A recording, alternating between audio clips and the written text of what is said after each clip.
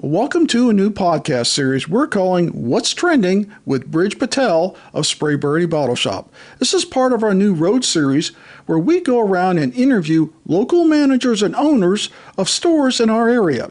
So let's join Brij as he tells us what's trending in the whiskey and spirits world. Cheers.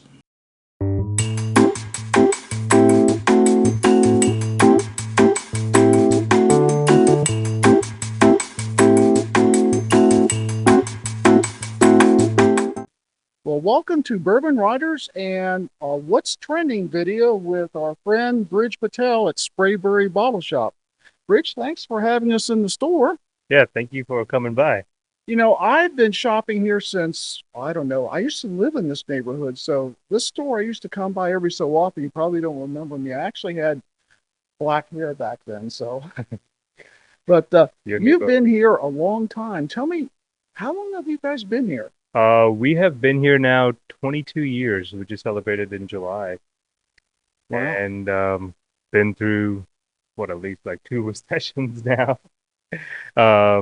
Cycle has just evolved. It's like when we started, when I was barely legal to sell, right back there, we had 3 shelves on each side, 6 total shelves, and everything was in there that was just allocated bourbon. So we had Taylor small batch, Taylor single barrel, Taylor rye, all in line, and we had Eagle Rare for $29 a fifth. And were they sitting there collecting for a while, for a while before? We dusted them every other week. You wouldn't see that today. Half gallons of Eagle Rare for $49. Buffalo Trace. Half gallon of Eagle Rare for $49. Yeah. You're lucky to find a 750 for $49. Yeah. These days. Right when we took over, we had old Rip Van 10-year squatty bottles for $50 on the back shelf. And people were calling my store asking about it. And I was like, wow, our store's on the map because people are calling us for a bottle of bourbon. And I had no idea what it was. Wow. Here we are. So, I take it your parents started the store? Yes, they did. Started working as a teenager, maybe? Yes. I was a doorman.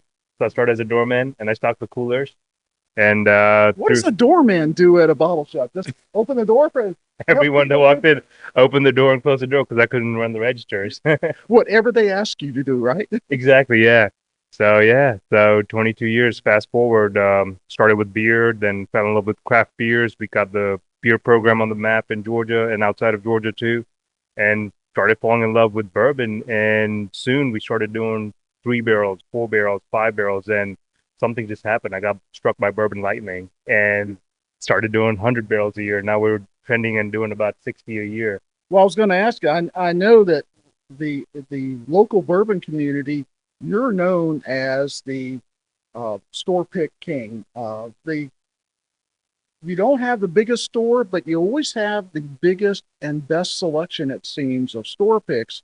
And you and I have been collaborating for a while now, and I see how you do it. Not everyone sees how you do it. So how do you go about getting store picks? How does someone like Sprayberry Bottle Shop get all these great store picks in here? So what I started doing was I just started trusting my palate, and I just started trying everything. So I went from only chasing Eagle Rare barrels, Buffalo Trace barrels, which I love, right? Yeah. That's where my starting grounds were for barrel picks. And I started accepting other barrels outside of the program. And soon enough, I started learning so much about different barrels, and I just started enjoying more and more stuff. And now we're just picking what we really like. And it's just been an amazing journey. Did you have to chase these things, or were people come to you and say, hey, Brij, we'd like to offer you a barrel. Here's a taste. Who was doing what? Were you pulling them in, or were they pushing barrels to you? Oh, we would call everyone back when we started and told everyone, hey, like my Four Roses ambassador, I called him every year and I was like, hey, I'm ready for a Four Roses pick. And he's like, awesome, we'll set you up. And that's how we did barrels. Eagle Rare, same thing. And other stores were not able to sell barrels. They're like, no one wants to commit to this much volume. We had half gallons of Buffalo Trace picks sitting up here for $39, and it took me 6 months to sell a barrel of Buffalo Trace. That wouldn't happen these days, would it? No, that would be gone in 30 minutes pre-sale. So one of the focus of our show today is the bourbon industry seems to be changing a lot. And you being a buyer and someone that knows what people are looking for, what trends are we seeing in bourbon right now? What trend is still growing? So kind of like there's so many variables going on this year. We have the economy, we have presidential elections going on this year. So there's too many things going on. So what we're really seeing is $50 sub price points is what's moving everything right now. Really? If it's in the $100 price range, it better be damn good. Well, I know that just recently Bardstown came out with their high wheated. Everyone's loved their Origin Black Label for years, but they came out with another Origin that's high wheated, and I hear from you that's taken off big time. Absolutely. We started with 10 cases, and matter of fact, as soon as I got my shipment, you were right here at the right time, and you got the first bottle that landed in Georgia. I did. I was going like, well, what? How could I be that lucky? Because I've always loved the Bardstown Origin and the Black Label. I've got bottles. I got backups to my backups. Yeah. So I was very happy to see that and that you got that. And it was like, yeah, can I get a bottle, Brij? So it's 6 years old, high wheated, which is 39% wheat, and price point it's under $50. Yeah, that is a great beat that. And we did a review on the channel. If you've not seen it, go into our playlist and see it. It's an absolutely phenomenal bourbon for the money. I'm a big wheated bourbon fan, and I promise you, if you like wheated bourbon, you like a good wheated bourbon, this is a good wheated bourbon.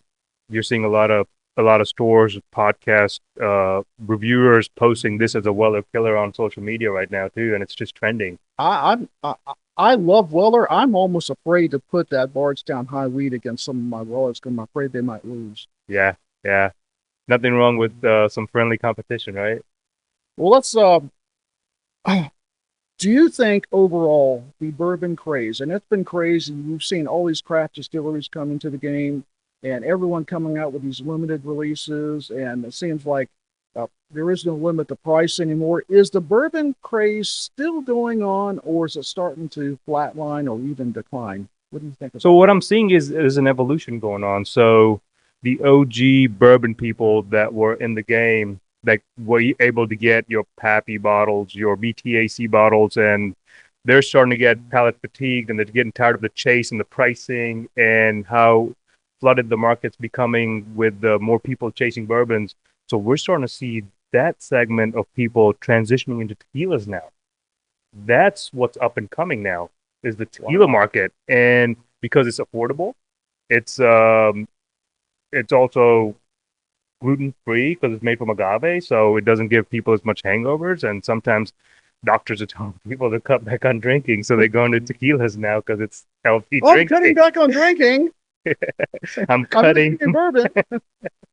So we're seeing that evolution from that segment of group of people. Then we're seeing new people that are starting to drink bourbons coming in, and they're asking for newer bourbons, and that they're keeping the bourbon evolution going. So, yeah. Well, let's take a break, and we're going to get into some of these bottles you're showing us. So we'll be right back. We'll be right back. Okay, we're back. Brij, we talked about how your barrel picks are so involved and that you've really grown to what you're doing today. Is there you have any barrels coming out in the near future that you can tell us about? So I think this year we're wrapping up to moving at least 500 plus barrel picks, and it's just something that we just can't stop. It's like, so now the most exciting ones we got coming out, like we have one of the oldest releases from James E. Pepper. It's a blend. The decanter bottles have been trending this year like crazy. Absolutely. So there's a blend from them, a single variant from them coming off one of the mash bills. So we have a barrel pick of this coming that's 5 years old. That's the oldest one he's released in the market. That's his own distillate, and that's going to be super exciting. So we're looking forward to that.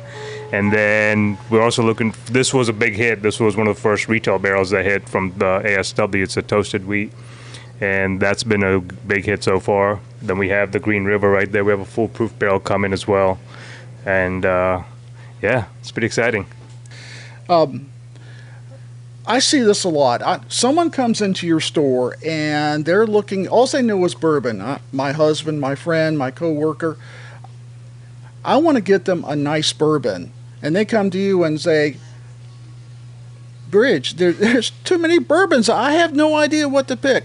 How do you help somebody that's coming in and they want a bourbon and that's about all they know?